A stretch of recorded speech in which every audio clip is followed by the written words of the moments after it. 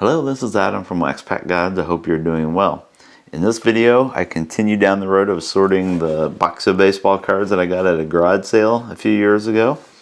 So far, we've gone through the Donruss cards, the Fleer cards, and last time the Topps cards. So I'm going to slide these guys out of the way since they're done. We'll bring in now our esteemed stack of Score baseball cards. This one's pretty small compared to the other ones, so we'll see how it goes. Maybe we'll dive into one of the other ones that's remaining, the other companies that's remaining here. So as before, I will first sort these down into the individual sets and then put them in numerical order, and then, well, we'll be done. So there's 88 Score, the original Score, very colorful. I was very excited for these to come out, and over the years they've kind of left me a little flat. So it depends on the day you catch me. I don't know. They definitely were a good step forward. Lots of high quality photos, especially on the card backs. Just didn't have quite the personality for me that like a Topps or a Donruss. So here's a 94 Pinnacle. So sort of Score. And you can look up the history of all those sets in the company and all that good stuff. It got a little confusing there for a while. I believe it's all defunct now. Okay, so this is what, 91? So a few years in. And what did I say this was? It's a 94 Pinnacle.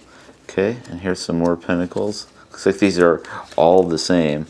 Geronimo Pena. Interesting. 94. Look at there, an 88 Score Barry Bonds, so that's pretty good. I mean, unless of course you really dislike Barry Bonds, which a lot of folks do.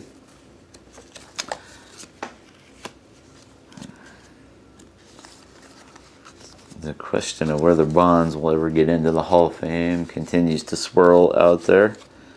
So what do you think? Do his stats and his dominance for however long he dominated overcome the downsides that come along with Bonds? So here's some 96. You know, the churlishness early in his career. Hey, there's a Hall of Famer. Sorry, Hall of Famer, Harold Baines. Hall of Famer, whether you like it or not. Definitely is there. So do the pluses for Bonds outweigh the negatives?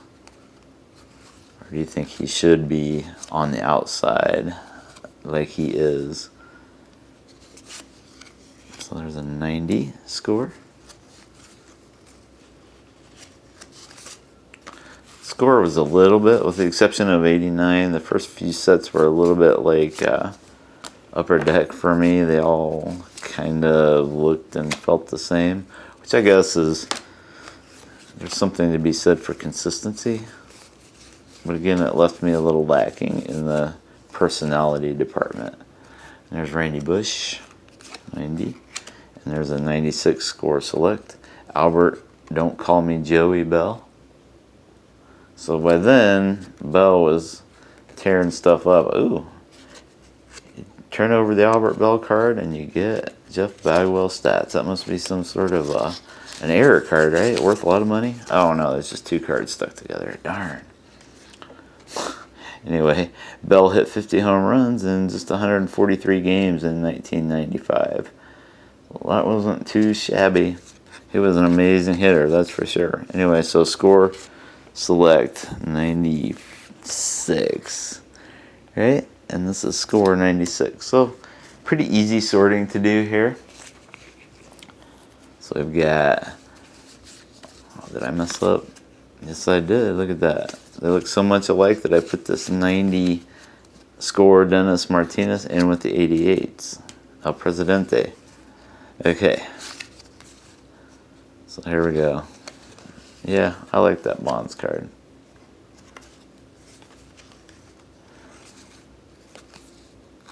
So for me, You didn't ask, but since I was talking about it, so for me the positives of bonds far outweigh the negatives. I think there were just too many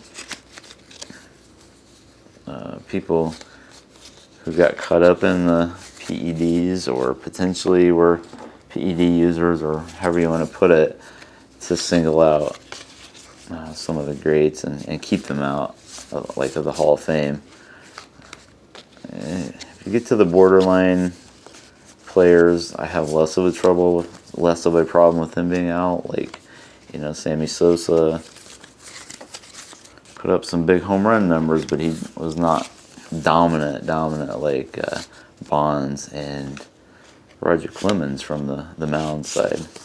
Those two are kind of pariahs, though. I mean, Sosa is too, but it's, again, a lot easier to justify his being excluded based on his complete body of work, although it would have been unheard of for a 600 home run player to be out of the Hall of Fame a generation ago. Alright, this is pretty easy sorting. Oh yeah, the run of Geronimo Peña's there. I never knew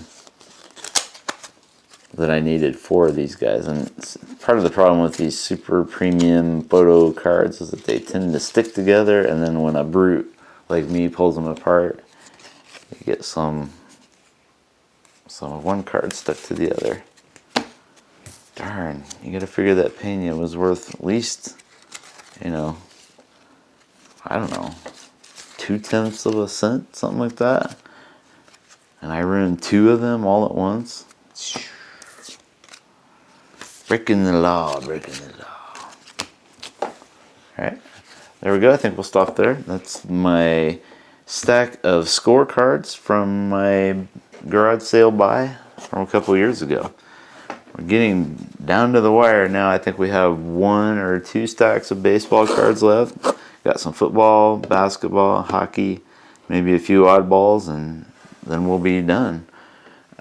So thanks for watching. If you like this video, please give it a thumbs up and subscribe to the channel so you don't miss out on any of the fun.